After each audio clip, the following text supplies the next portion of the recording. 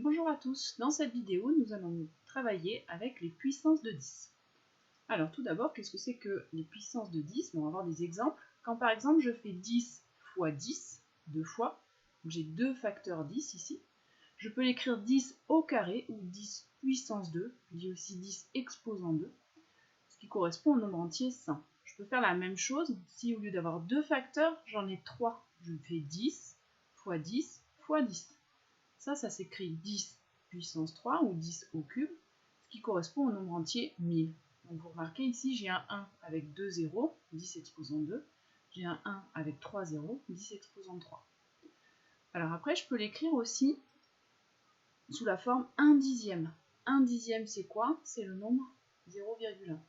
Mais je peux l'écrire aussi avec une puissance de 10, c'est le nombre 10 puissance moins 1. C'est-à-dire j'ai un facteur 10, mais qui est au dénominateur, c'est pour ça qu'on a la puissance négative ici.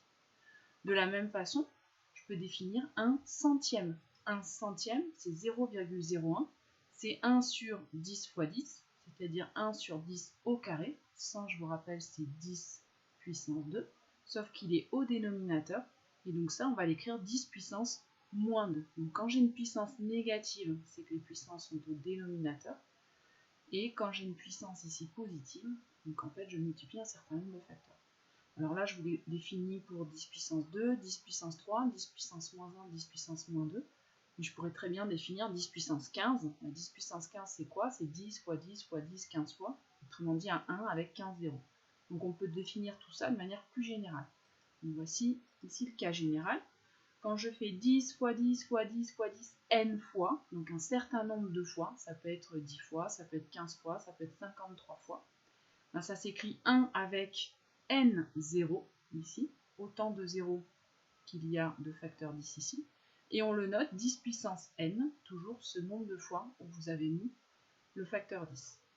Alors il y a deux choses à retenir ici, les conventions, c'est que 10 puissance 0, ça fait 1, autrement dit c'est le facteur 10 que j'ai mis 0 fois, donc en fait ça fait 1, et 10 puissance 1, je peux l'écrire tout simplement 10, c'est le facteur 10 que j'ai mis qu'une fois, donc en fait c'est 10. Et je vais définir aussi les puissances de 10 avec un exposant négatif, et dans ces cas-là, en fait, c'est 1 sur la puissance de 10. Donc 10 puissance moins n, c'est 1 sur 10 puissance n, c'est-à-dire 1 sur 10 fois 10 fois 10 n fois. Et donc je peux l'écrire aussi 0,00 jusqu'à 1 ici, où là j'ai mis n fois le chiffre 0. Voilà de manière générale. Alors on peut faire du coup des exemples. On va donner l'écriture décimale. Par exemple 10 puissance 2, donc c'est un 1 avec 2 zéros, c'est le nombre 100. 10 puissance 7, c'est un 1 avec 7 zéros. Donc du coup si j'écris 7 zéros, je lis 10 millions.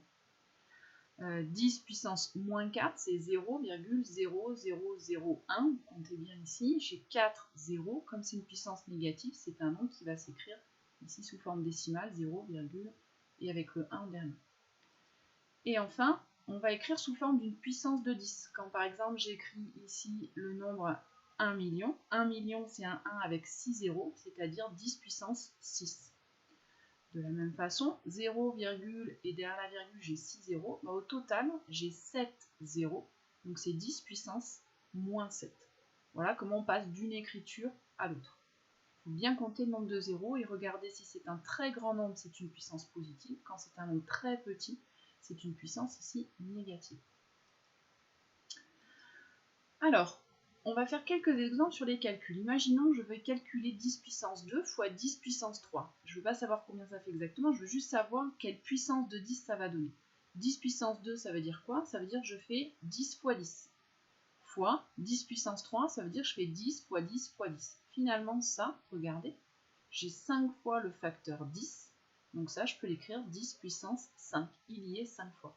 Autrement dit, quand j'ai fait 10 puissance 2 fois 10 puissance 3, qu'est-ce qu'il suffit de faire? Il suffit d'ajouter ici les exposants 2 plus 3, ça fait 5. Donc là, j'ai noté l'étape intermédiaire pour que vous compreniez, mais en fait, à terme, on passera directement de ça au résultat, sachant qu'il faut ajouter les exposants. Pourquoi on les ajoute? Parce qu'en fait, ils vont s'ajouter au fur et à mesure, puisqu'on va mettre autant de facteurs que ce qu'il y a le nombre écrit ici.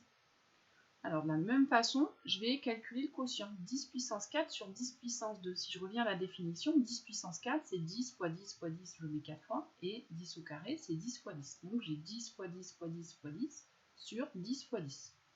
Là, ce qu'on voit, c'est qu'on va pouvoir simplifier la fraction. Donc je peux simplifier un 10 au numérateur, un 10 au dénominateur. Pareil ici, un 10 au numérateur, un 10 au dénominateur. Vous voyez que je peux en enlever. Finalement, qu'est-ce qui reste? Il ne me reste plus que 2 au numérateur, c'est-à-dire ça, c'est 10 au carré. Donc là, ça fait 10 au carré.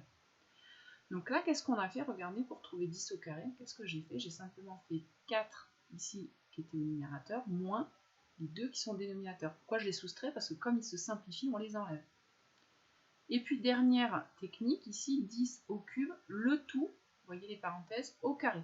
Ça veut dire quoi? Ça veut dire que je fais 10 au cube fois 10 au cube. Je l'écris 2 fois. 10 au cube, donc 10 fois 10 fois 10, fois 10 au cube. 10 fois 10 fois 10. Qu'est-ce qui se passe? En tout, le facteur 10, il est 6 fois. Donc ça fait 10 puissance 6. Autrement dit, comment j'ai trouvé le 6 qu'il a? J'ai tout simplement fait 3 fois 2. Donc finalement, si on résume, quand je multiplie des puissances de 10 entre elles, j'ajoute les exposants. Je fais 3 plus 2 ici pour trouver le 5. Quand je divise des puissances de 10, je soustrais les exposants. Je fais celui du haut moins celui du bas. Et quand je fais des puissances de puissance, je multiplie les exposants, ici 3 fois 2, pour trouver le 6 qu'il a. Donc le détail du calcul que j'ai noté ici, ce ne sera pas la peine de le faire dans la suite, vous noterez directement votre résultat. Donc voici du coup la propriété dans le cas général. Quand je multiplie des puissances de 10, j'ajoute les exposants. Donc là je fais m plus n ici. Quand je divise des puissances de 10, je soustrais les exposants, celui du haut moins celui du bas. Et quand je fais des puissances de puissance, je multiplie les exposants. Donc ça, c'est 3 propriétés à retenir. Donc là, on va pouvoir l'écrire dans le cas général ici. 10 puissance 7 fois 10 puissance 4. Je ne vais pas réécrire 10 fois 10 fois 10 cette fois, on ne va pas s'embêter. Simplement, je vais appliquer la règle qui est là. Je multiplie des puissances de 10, donc qu'est-ce que je fais? J'ajoute les exposants. Je vais faire 7 plus 4 ici, je le note en plus petit. 7 plus 4, ça fait 11, donc finalement, ça, c'est 10 puissance 11. Même chose si je fais un quotient. 10 puissance 11 sur 10 puissance 6, je vais faire 10 puissance 11 moins 6, c'est-à-dire 10 puissance 5. Et enfin, 10 puissance 5 à la puissance 7, c'est 10 puissance 5 fois 7, c'est-à-dire 10 puissance 35. Voilà pour cette règle de calcul avec les puissances de 10. Ça, c'est à retenir. Et bien, cette vidéo est terminée.